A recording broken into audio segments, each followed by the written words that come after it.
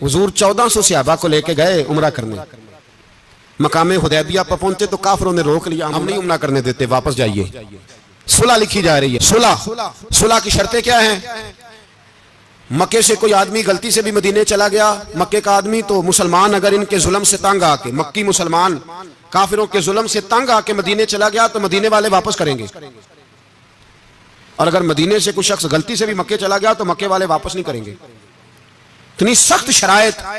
हजरत उमर गुस्से से कांपने लगे, सहाबा परेशान है, पर मेरे रसूल पाक ने सब्र दिखाया। हुजूर ने फरमाया हमें मंजूर है, सुलह करो।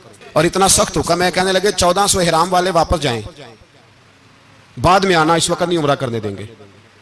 मेरे नबी पाक अलैहि, मुझे बताओ, मुझे और आपको दुख होता है, तैयारी हो तो प्रोग्राम रह जाए, तो अगर इहराम बांधा हो और अल्लाह के रसूल ने बंधवाया हो तो हुजूर वापस लौटने लगे तो कितनी तकलीफ की बात है। हुजूर ने फरमाया चलो आइंदा आएंगे।